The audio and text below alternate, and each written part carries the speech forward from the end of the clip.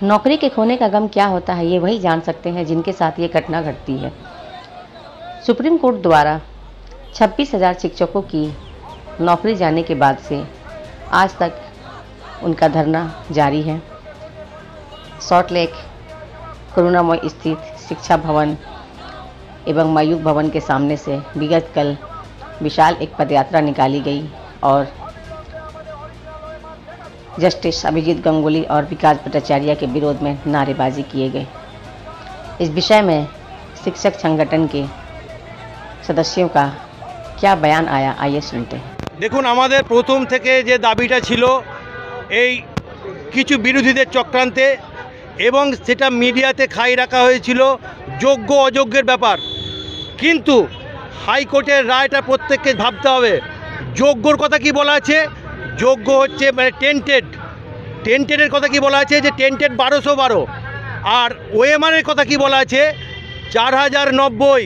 তাদের কাছে তাদের বিরুদ্ধে কোনো স্পেসিফিক্যালি প্রমাণ নেই, কাজেই তাদেরকে অযোগ্য বলা যায় না, টেন্টেড বলা যায় না। আর যাদের বিরুদ্ধে কিছু অভিযোগ নেই তারা হচ্ছে ওই 19,000-এর মধ্যে পড়ে। কাজেই আজকে সারা পশ্চিমবঙ্গবাসী দেখবে আজকে এই 4050 জন ছেলেকে যেভাবে দাগিয়ে দেওয়া হয়েছে কিছু মিডিয়াকে এই ভুল তথ্য দিয়ে। আজকে আমাদের এই হাজার হাজার ছেলে তারা কেউ অযোগ্য নয়, তারা কেউ টেন্টেড নয়।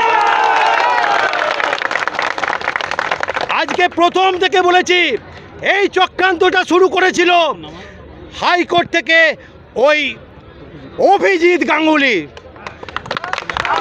তারপর আমরা কি দেখেছি, এই আমাদের 4050 জন ছেলেকে একদম কাট আউট করে দিল। তারপর ওই ভদ্রলোক কী করলেন না বিজেপিতে জয়েন করলেন, এবং আমরা দেখেছি ওনার গুরুদেব সে হচ্ছে বিকাশ ভট্টাচার্য।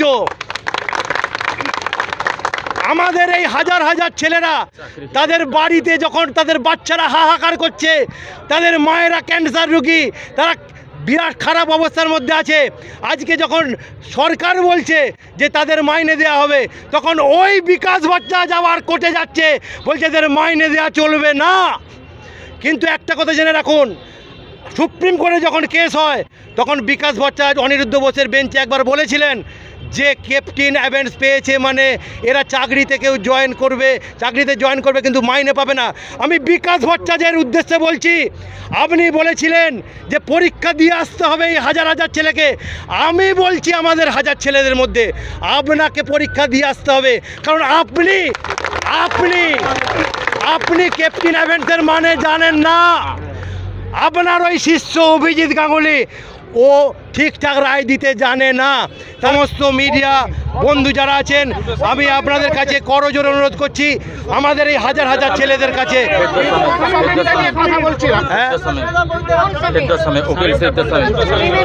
ফিরদৌস শামীম, আইনজীবী ফিরদৌস শামীম, আমাদের আরেকজনকে আমাদের প্রতিনিধি আছেন আমাদের শান্তনুদা। আমার নাম প্রবীর কুমার চক্রবর্তী, আমি গোতান হাই স্কুল। পদক্ষেপ কি নেবেন? দেখুন, আমাদের পদক্ষেপটা আজ থেকে নয়, আমাদের আন্দোলন 2 বছর ধরে চলছে। আমরা কেন এখানে এসেছি, আমরা কিন্তু কোর্ট অর্ডারে এখানে চলে এসেছি। আমাদেরকে মাটিতে নামানোর কারণ সেই কোর্টের মাধ্যমে কিছু কুচক্রী মানুষের মাধ্যমে।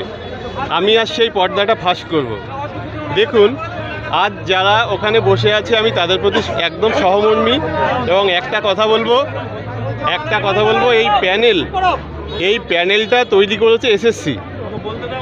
এবং আপনারা ভালো করে ভাববেন, যত কেস হচ্ছে সেখানে এসএসসিকে কেন পার্টি করা হচ্ছে? তাহলে এসএসসি রুল 12 অথরিটি, তাদের একটা নির্দিষ্ট দায়িত্ব আছে। এসএসসিকে না রেখে অন্য কাউকে দিয়ে তো এটা করা যেত, কিন্তু করা হচ্ছে না। তাহলে এসএসসির গুরুত্বপূর্ণ ভূমিকা আছে, কিন্তু ওনাদের মন পছন্দ ডকুমেন্ট না দিলে সেটা হচ্ছে সমস্যার কারণ। আইনগতভাবে সবাই বেঁধে আছে, কে যোগ্য কে অযোগ্য এই কথাটা একদম অমূলক।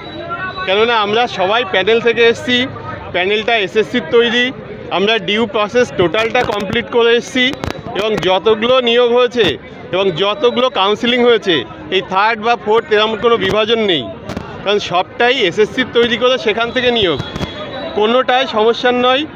সবাই ওখানে চাকরি করুক, নিশ্চিন্তে করুক, নিভৃতে করুক, কিন্তু সমাজকে যেভাবে কলুষিত করা হচ্ছে, আর একটা আগের দিনও বলেছিলাম যে অর্ধভেদ্য পর্দা তুলে পৃথক করার চেষ্টা হচ্ছে, এটা একটা ঘৃণ্য রাজনীতি। এই রাজনীতিকে আমরা ধিক্কার জানাই। আমরা শিক্ষক, আমরা যোগ্য, আমরা আগেও যোগ্য ছিলাম, এখনো যোগ্য আছি, আমরা ভবিষ্যতে যোগ্য থাকবো। সমাজের ক্ষেত্রে এই বিভাজন আমরা মানছি না। কিসের বিভাজন? কে বিভাজন তৈরি করেছে? আজকে কোর্ট থেকে শুরু করে সুপ্রিম কোর্ট থেকে আমাদের কাউকে অযোগ্য বলতে পারেনি, কিন্তু সমাজের এক শ্রেণীর কিছু আইনজীবী তারা তাদের রাজনৈতিক প্রতিহিংসাকে পরায়ণ করার জন্য, আজকে রাজ্য সরকারকে গালিগালাজ লিপ্ত করার জন্য আজকে আমাদের জীবনকে নিয়ে ছিনিমিনি খেলছে। এটা কি সমাজ? না, আমাদের প্রত্যেকের ক্ষেত্রে এইটা করতে হবে। আমরা প্রত্যেকে যোগ্য ছিলাম, আমরা আছি, আমরা ভবিষ্যৎ থাকবো। আমাদের জায়গা স্কুলে, আমরা শিক্ষক, আমরা শিক্ষাকর্মীবৃন্দ, আমরা স্কুল চালাই, আমরা ছাত্র ছাত্রীকে ভবিষ্যৎ গড়ার কারিগর। আমরা কোনো রাজনৈতিক অভিসন্ধা করতে স্কুলে যাই না। ফলে আমাদের জীবন নিয়ে যারা ছিনিমিনি খেলছে তাদের উদ্দেশ্যে একটাই বার্তা, সমাজের উদ্দেশ্যে একটাই বার্তা, যে আমরা আগেও যোগ্য ছিলাম, এখনো আছি, ভবিষ্যতেও থাকবো।